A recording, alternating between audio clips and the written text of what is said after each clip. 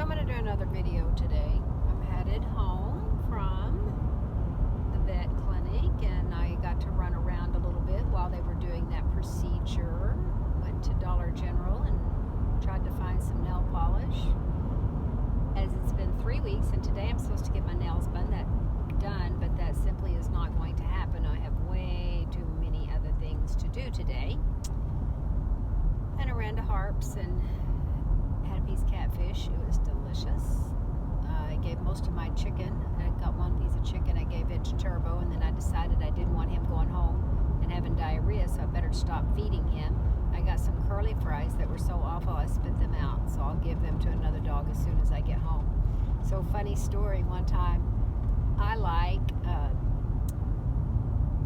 do not like chicken liver or hearts, but I like gizzards. I know it's weird. You have to have good teeth to chew the gizzards, so Tim doesn't ever eat gizzards with me, so I never cook them. I don't care if they're boiled or fried or grilled. And my twin sister does too. Tanya and I both, we really like chicken gizzards. So sometimes I'll stop at Marble on the way home and I'll get me half a thing of chicken gizzards. Of course, I have to use a whole roll of paper towel to get the grease out of them before I eat them.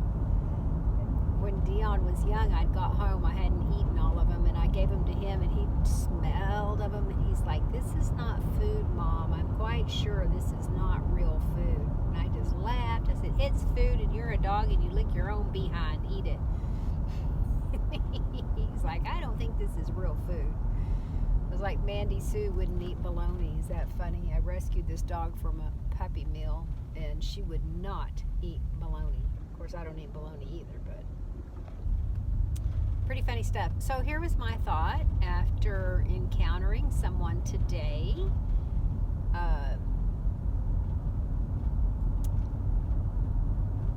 I think as humans, I wish I could quote this quote about being introspective, if I'm saying that word correctly. Like, examine yourself, right? Let us all, every day, I think Socrates said this, something about how poor is the person, how impoverished is the person that fails to examine themselves daily. I should look that up. I'm butchering his quote. Sorry. But it's true. And so to examine ourselves, not compare ourselves with other people, and certainly not judge other people as far as judge them in condemnation. We can judge what is right and what is wrong. You know, when Jesus taught us to pray in Matthew 5, I think, don't quote me on that. I think the Beatitudes are, maybe it's Matthew 7. Anyway, our Father, holy is your name, your kingdom come, your will be done on this earth as it is in heaven. So we know anytime something is not happening on the earth like it would be happening in heaven, where there is no malice, there is no jealousy, there is no competition per se, evil competition, there is no ill will, criticism, anger, evil anger. There's none of this in heaven, okay? So I'm just saying it's not wrong to judge evil. That's not wrong. It's wrong to condemn people that are trapped in sin, and that's wrong. Because when you stand in judgment, you have to be careful, because those things will come back upon you. That is a spiritual law. So anyway, I said all that to say this. I spoke with this person that this person didn't look healthy and had bruises on their arms, and I was like, "Oh my, what's happened to you?" And they told me they had been in the hospital in ICU, and they had part of their small intestines removed. But this was a couple weeks ago, and that they're not healing properly. So, I mean, you can imagine. I mean, I'm like winching in pain thinking about the incisions on this person, and they're telling me about being in intensive care, and it's terrible. Well, really, in the dogs, when this happens, you typically lose your dog. Rare is the case that you do an operation intestines, especially if you have a twisted gut or something like that your dog survives. So, having said that, I can't fathom the pain that this person went through.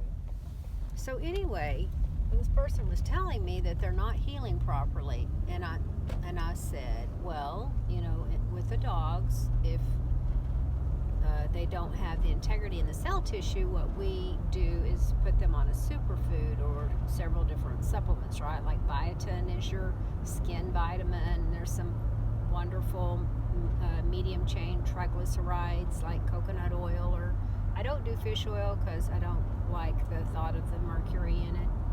There's some great other oils, avocado oils. Of course, you can't feed your dog avocados. I'm just saying there are things you can do, and especially the greens, okay? So we are only as healthy as our gut, and the integrity of each cell. Health begins at the cellular level. That's just the truth. And if your cell tissue isn't healthy, it is not going to heal. And I have seen this in older dogs that I've gotten from another kennel that has been fed dead dog food their entire life.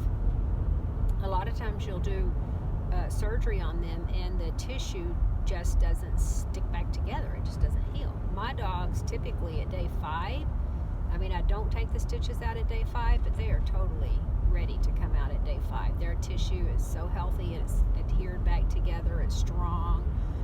I take the stitches out at day 7. So I was trying to share with this person, well, there are things that you can do to make your cell tissue more healthy, and it's Chlorella and Spirulina and AFA. So these are some really super foods, and if you pound your greens until you poop like a cow, it will change your cell tissue. I don't know, maybe I come across as too strong or whatever, but this was my observation. The moment I quit feeling sorry for her, or not that I was feeling sorry for her, I was having a lot of pain and empathy for all of her pain, but the moment I stopped doing that, she didn't want to hear anything I had to say. It wasn't about she wanted to be well. It wasn't about she wanted a solution or she wanted to heal. She wanted me to feel sorry for her, and when I quit feeling sorry for her and said, hey, there's something that you can do, that was it. That was it. My mouth was just like, how could people not want a solution to their problem? I want a solution to my problem. I don't want to sit in my problems. I want to get better. I want to get well. I want to be healthy. I want to be strong. So I guess when I run across people that are more interested in the payoff for being pitiful than they are to be well and to be powerful, this just goes back to the truth. You cannot be pitiful and powerful at the same time. You can't. And I see this, and I'm not saying that I've not even been guilty when people start about my migraines like they own them, like they're precious to them. My arthritis. You know what? If you claim it, you're going to keep it. How about saying, God is our healer. By Jesus' stripes, we're made well. We're made whole. And salvation did not just come, our entrance into heaven, but our healing here on earth, not only in our body, but in our soul and our spirit. So at the moment of salvation, your spirit's made totally whole, but your soul's a mess. My soul is a mess, and it takes work to heal your soul, letting the light of God in and getting rid of all these lies and begin to live by the truth. So it just caused me to be sad for this person that, I even have all of these supplements at home because my dogs do them every day. And I take them too. I guess you can't help someone who's not interested in being helped. So that was kind of sad.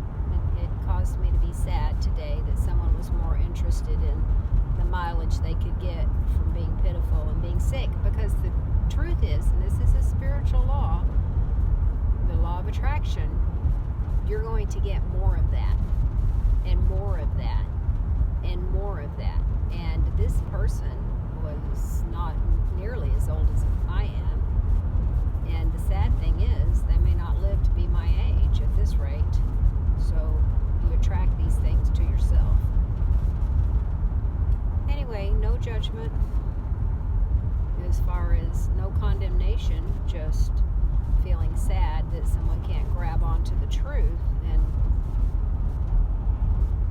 the truth will set you free. That's what Jesus said. He is the truth. So I live by that. I live by those words. Okay, that was my thought for the day. I wouldn't say wonderful thought. It's wonderful if you want to live by the truth of God. Let's be careful what we believe. What is our reality? So, all right, you guys have a fantastic day. And when I put my armor on in the morning and I put my, I girt my loins about with truth, I often say this: God, show me any place I'm believing a lie. Show me any place, right? Your helmet of salvation, be careful your thoughts, guard your thoughts, your breastplate of righteousness. And this is where God gets on to me. If I'm harsh or hard with my words, be righteous. You know, one place Paul said, speak, may your words be as though God is speaking, right? As though the very words of God is how the King James says it. So we have to be careful what comes out of our mouth. Then gird our loins about with truth. Make sure we're walking in the truth. That means not cheating on your income tax. That means not lying to people, even about little things. That means not exaggerating. And all of that is a lie. And in Revelations it says, those people that don't make it into heaven, one reason is because they chose to tell a lie and believe a lie. All liars have their place, unfortunately, in hell, but not in heaven. So we have to be careful to love the truth. The truth will set you free. Shut our feet with the preparation of the gospel of peace. May we walk in peace with one another and with ourselves. May we take our sword of the Spirit and our shield of faith, believing that God is a good God and an awesome God and a wonderful Heavenly Father that He is, and to pray in the Spirit on all occasions. These are our armors from Ephesians 6, that we may battle on. Think not that you're not in a battle. You are. And I am. We are. So we live truth. May we live in the truth. May we live and not believe a lie. It's better to be happy